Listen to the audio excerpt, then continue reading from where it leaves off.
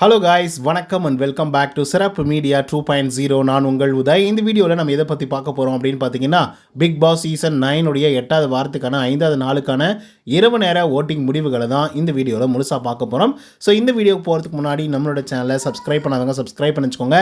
பக்கத்தில் ஒரு bell icon இருக்கும், அதையும் ப்ரெஸ் பண்ணி ஹாலில் போட்டுக்கோங்க. அப்போ தான் நாங்கள் அப்டேட் பண்ணுற ஒரு வருஷமும் உங்களுக்கு நோட்டிஃபிகேஷன் வந்து சேரும். அதுதான் இந்த வீடியோவுக்கு குறைஞ்சபட்சம் ஒரு 1000 லைக்கான எதிர்பார்க்குறோம். ஸோ லைக்கை போடுங்க, வீடியோ பாருங்கள். வாங்க இந்த வீடியோக்குள்ள வந்து போகலாம். நம்பர் 1 பொசிஷன் யார் இருக்காங்க அப்படின்னு பார்த்தீங்கன்னா, the one and only Vikkals அவர்கள் தான் வந்து இருந்துட்டு இருக்காரு. ஸோ அவர் வாங்கிய ஓட்டுங்களோட எண்ணிக்கை அப்படின்னு சொல்லி பார்க்கும்பொழுது 1,07,612 ஓட்டுகளாகும். அண்ட் பர்சன்டேஜ் ஆஃப் ஓட்டிங்ஸ் அப்படின்னு சொல்லி பார்க்கும்பொழுது 15.64% வந்து இருந்துட்டு இருக்காங்க விக்கல்ஸ் விக்ரம் அவர்கள். ஆக்சுவலாக இவருடைய பர்ஃபார்மன்ஸ் வந்து பார்த்தீங்க அப்படின்னா சூப்பராகவே வந்து இருக்குது அப்படின்னு வந்து சொல்லலாம். இந்த ஓட்டிங்ஸ் எல்லாம் வச்சு பார்க்கும்பொழுது 16% இத்தனை பேர் வந்து பட்டியலில் இருக்கும்போது, குறிப்பாக பார்வதி, திவ்யா, கமருதீன் இவங்கெல்லாம் இருக்கும்பொழுது நம்பர் 1 பொசிஷனில் இருந்து 16% வாங்குறது அப்படிங்கிறது சாதாரணமான ஒரு விஷயம் கிடையாது.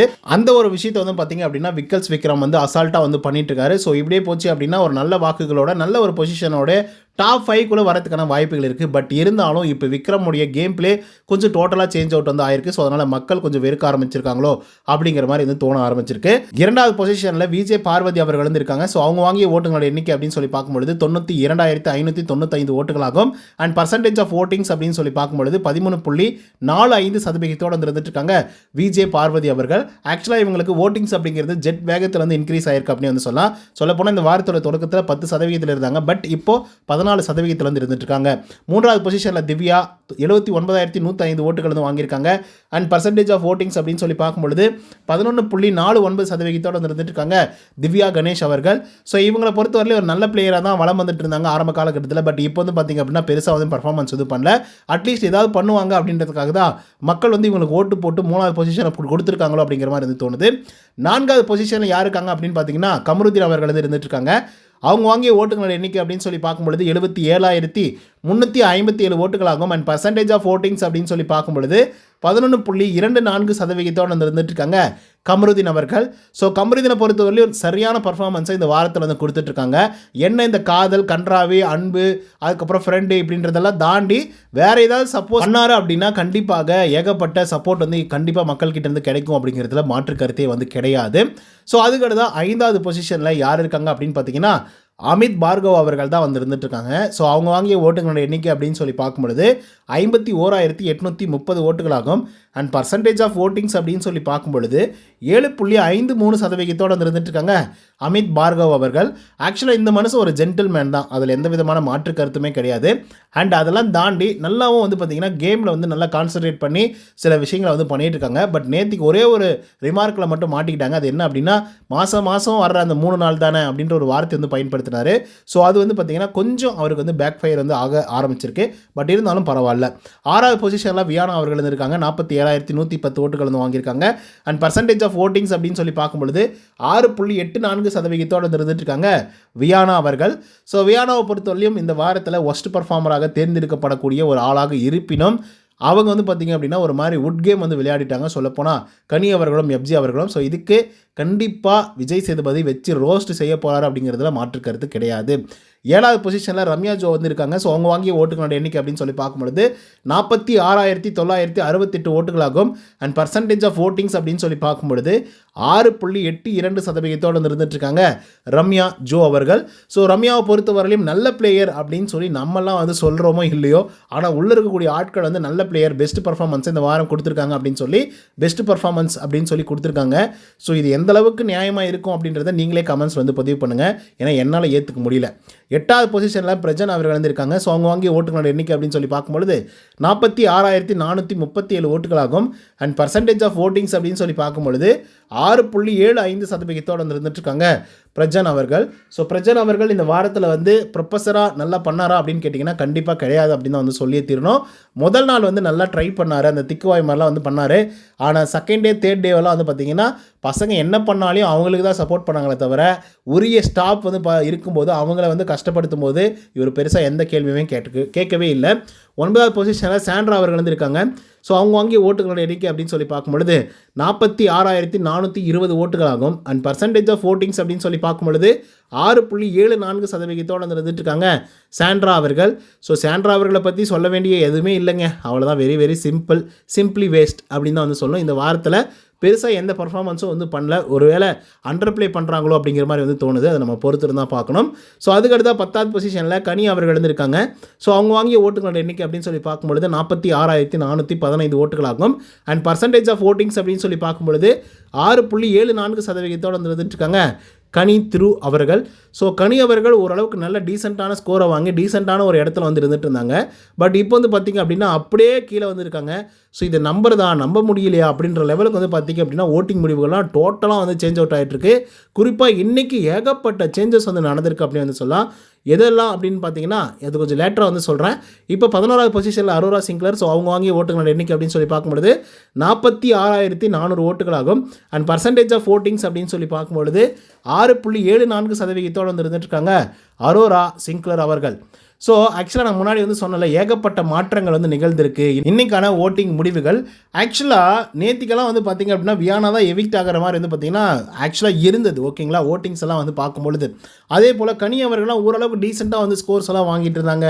ரம்யா ஜோ எவிக்ட் ஆகுவாங்க, இல்லைனா வியானா தான் எவிக்ட் ஆகுவாங்க அப்படிங்கிற மாதிரி இருந்திருந்தது. ஃபஸ்ட்டு வந்து பார்த்திங்கன்னா ரம்யா அவர்கள்கிட்ட இருந்து ஒரு கிளம்சி வந்து பார்த்திங்கன்னா ஏற்பட்டது. சொல்லப்போனால் ரம்யா அவர்கள் கடைசி பொசிஷனில் இருந்தாங்க, அதாவது 11வது பொசிஷனில் வந்து இருந்தாங்க. சடனாக வந்து பார்த்திங்க அப்படின்னா நேற்றுக்கு டக்குன்னு ஓட்டிங்ஸை வாங்கி 7வது பொசிஷனுக்கு அப்படியே வந்து ஜம்ப் ஆகிட்டாங்க. என்னடா ஜம்ப் வந்து 10லேருந்து 11க்கு போகலாம், இல்லை 11லேருந்து 10க்கு வரலாம், இல்லை 10லேருந்து 9க்கு போகலாம், இல்லை 9லேருந்து 8க்கு போகலாம், இப்படி வந்து போகலாம். ஆனால் சடனாக ஆல் ஓவர் சடனாக வந்து பார்த்திங்கன்னா ஒரு 4 பொசிஷனை தாண்டி டக்குன்னு போய் உட்காடுறாங்க அப்படின்னா யோசிச்சு பாருங்கள் அவங்களுக்கு டக்குன்னு எவ்வளோ வாக்குகள் வந்திருக்கும் அப்படின்னு சொல்லி. அதே போல் அரோரா வந்து இந்த வாரம் முழுக்க அப்படியே ஸ்லைட்டாக ஓட்டிங்ஸை வாங்கிட்டே வந்துட்டு இருந்தாங்க. டீசெண்டான ஒரு ஸ்கோரை வாங்கி டீசெண்டான ஒரு பிளேஸில் வந்து இருந்தாங்க அப்படின்னு தான் வந்து சொல்லணும். ஆனால் சடனாக வந்து பார்த்திங்க அப்படின்னா வியானாவுக்கு டக்குன்னு வாக்குகள் ஏறிடுச்சு. அப்படியே ரம்யாவுக்கும் வந்து பார்த்திங்கன்னா வாக்குகள் டக்குன்னு வந்து ஏற ஆரம்பிச்சிருச்சு. பிரஜன், சாண்ட்ரா இவங்களாம் சேஃபர் ஜோனில் வந்து இருந்தாங்க. சடனாக வந்து பார்த்திங்க அப்படின்னா எல்லாருமே வந்து டேஞ்சர் ஜோனுக்கு வந்து வந்தாங்க. அதுக்கப்புறம் வியானா இப்போ சேஃபர் ஜோனுக்கு வந்து போயிருக்காங்க, ரம்யா ஜோ வந்து சேஃபர் ஜோனுக்கு வந்து போயிருக்காங்க. ஸோ இந்த மாதிரி என்னென்னமோ வந்து பார்த்திங்க அப்படின்னா இந்த வாக்குகளுடைய முடிவுகளில் நடந்துகிட்ருக்கு அப்படின்னு வந்து சொல்லலாம். முன்னாடியெல்லாம் ஆக்சுவலாக எப்படி இருக்கும் தெரியுமா, வாக்குகள் அப்படின்னு சொல்லி வரும்போது ஓட்டிங் முடிவுகள்லாம் பார்க்கும் பொழுது ஒரு 4000, 3000, 5000, 10,000 வாக்குகள் வித்தியாசம் இருக்கும். ஒவ்வொருத்தருக்கும் அவ்வளோ வித்தியாசம் வந்து இருக்கும். ஆனால் இந்த சீசனை பொறுத்த வரலையும் மக்களுக்கே பெருசாக பிடிக்கல போல். நீங்கள் யோசிச்சு பாருங்கள், அமித் வந்து 5வது பொசிஷன் வந்து இருக்கார்.